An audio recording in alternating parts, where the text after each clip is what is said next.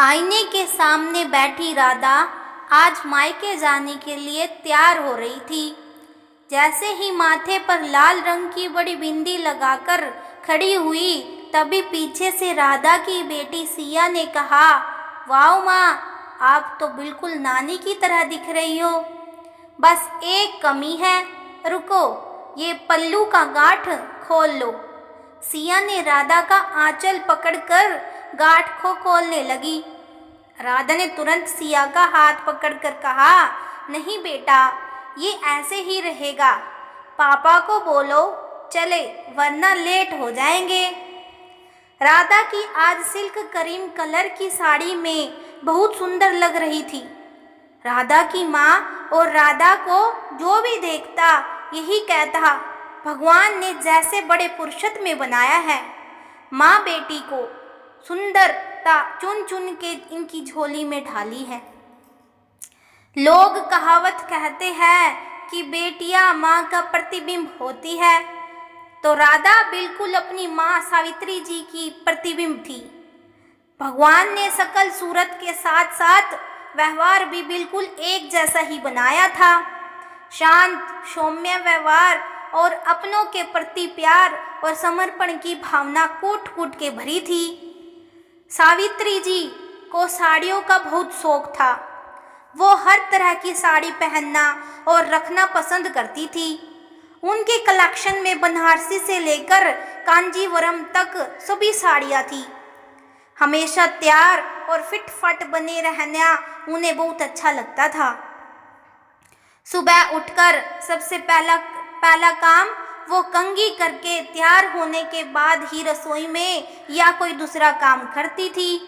सब देखकर दांते तले उंगली दबा लेते कि आखिर इतना सब करती कैसे है। राधा कार से जैसे ही अपने मायके में उतरी, एक पल को सबकी निगाहें उस पर रुक गई, जो राधा को देखता देखता ही रह जाता। तभी राधा की बड़ी नानी बोली, दीदी, आप तो बिल्कुल माँ जी की तरह दिख रही हो, लेकिन ये पल्लू का गांठ तो खोल लेती। लाइए मैं खोल देती हूँ। राधा ने अपनी भाभी का हाथ पकड़ते हुए कहा, नहीं भाभी, ये गांठ यूं ही रहने दो। ठीक है, अंदर तो चलिए। सब एक साथ घर के अंदर गए। राधा ने जाकर कहा, माँ देखो कैसी दिख रही हूँ। सब कह रहे हैं बिल्कुल आपके जैसी दिख रही हूँ। सच सच बताना माँ कि क्या मैं आपकी तरह ही दिख रही हूँ। बचपन में जब आपकी साड़ी पहन लेती थी तो कितना गुस्सा होती थी, ये कहते हुए कि आपकी सारी साड़ी खराब कर दी मैंने। आज बिल्कुल वैसी ही पहनी और रखी भी है मैंने, आपकी साड़ी जैसे आप रखती थी। और ये देखो, ये पल्लू का गांठ आप गुस्से से बांधती थी ना कि आपको हर बात याद रहे, मैंने नहीं खोली क्योंकि ये वाली गांठ मेरी गलती की थी ना, इसलिए। लेकिन हर बार तो आप मेरी गलती पर मुझे माफ़ करके मुझे गले लगा लेती थी। इस बार ऐसा क्यों नहीं किया? क्यों अपने गुस्से में कही हुई बात को सच कर दिया माँ? क्यों एक बार तो मौका देती। इतनी जल्दी क्या थी आपको मुझसे दूर जाने की? कहते हुए राधा घुटनों के बल जमीन पर बैठकर माँ की दीवार में टंगी तस्वीर के आगे जोर जोर से रोने लगी।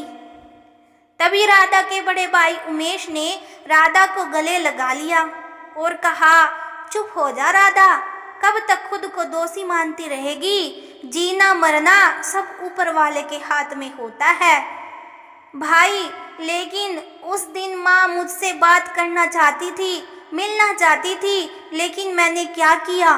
कहते हुए राधा पुरानी यादों में चली गई। हेलो माँ, क्या हुआ? बेटा, ये देख, साड़ी लाई थी तेरे पापा के साथ बाजार जाकर, सावित्री जी ने कहा। उफ, ओहो माँ, आप बिना, आप और आपका ये साड़ियों से प्रेम, अभी बिजी हूँ माँ, बाद में करती हूँ, कहकर मैंने फ़ोन रख दिया और ऑफिस के काम में बिजी हो गई। मुझे लगा साड़ियों की शौकीन मेरी माँ मुझे फिर से अपनी लाई हुई किसी नई साड़ी के बारे में सिर्फ बताना चाहती है, तो बाद में बात कर लूँगी। और आपको पता है भाई, उस दिन वीडियो कॉल पर इस साड़ी में आदतन गुस्से में गांठ लगाते हुए उन्होंने कहा, ये ले राधा, मैं गांठ बांधती हूँ कि अब तुझे फ़ोन करके कभी परेशान नहीं करूँगी। मैं तो तुझसे अपने दिल की बात करना चाह रही थी।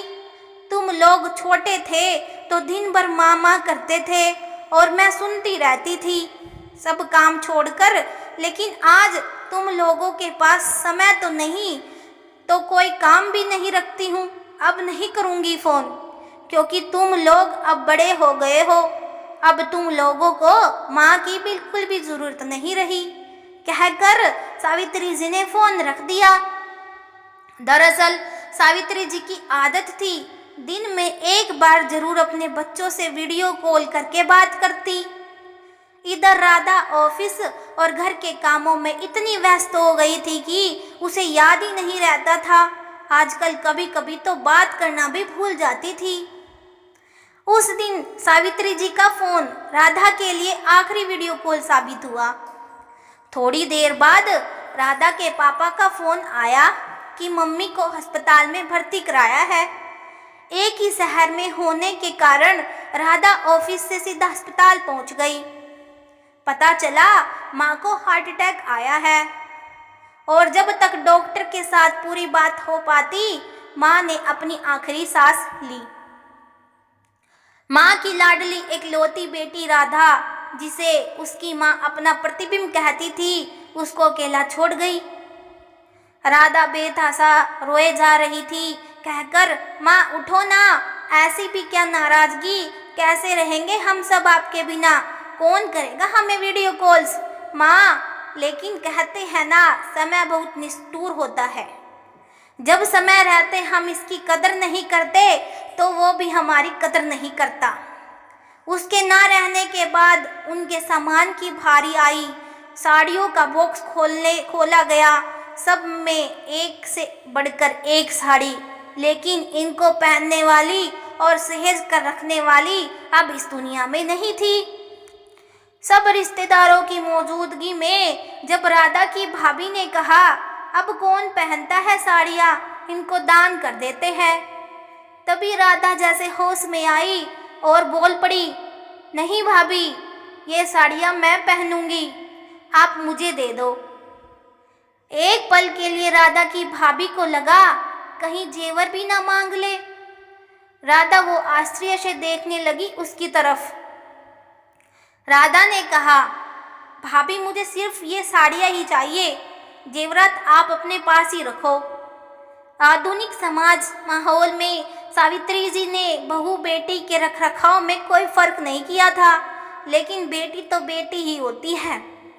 तभी राधा के पिताजी ने कहा, चुप हो जा बेटा, ऐसे रोएगी तो तेरी माँ की आत्मा को शांति कैसे मिलेगी। एक माँ कभी नहीं मरती, वो हमेशा जिंदा रहती है, अपने बच्चों के रूप में, उनके संस्कारों में, उनकी यादों में। ये तो सिर्फ शरीर है जो चला जाता है। आज तेरी माँ की बरखी है तो उन्हें हंसते हंसते विदाई देंगे हम लोग, रोते हुए नहीं। उनकी आखिरी इच्छा भी तो यही थी, जब वो इस दुनिया से विदा हो तो उनके बच्चों के आंखों में आंसू ना हो। और आज तूने तो ये साड़ी पहनकर उनकी ये इच्छा भी पूरी कर दी। तुझे इसी साड़ी में जो देखना चाहती थी। हाँ पापा, आप सही कह रहे हैं। माँ के दिए संस्कार और परवरिश हमेशा मेरे साथ रहेंगे और मैं उनका हमेशा पालन करूँगी। ये जब भी उनकी साड़ियाँ पहनूंगी तब मुझे उनके गोद और ममता का एहसास होगा। वही खूबसूरत एहसास हमेशा जिंदा रहेगा। प्रिय पाठकगण, बहुत बार ऐसा होता है कि हम न चाहते हुए भी अनजाने में ऐसे गलती कर बैठते हैं जिनका पछतावा हमें जिंदगी भर रहता है। इसलिए जब भी माता पिता आपसे बात करना चाहे, आप व्यस्त होते हुए भी उनके लिए समय निकाल ले। आपको ये हमारी वीडियोस कैसी लगी प्लीज़ कमेंट में ज़रूर बताना।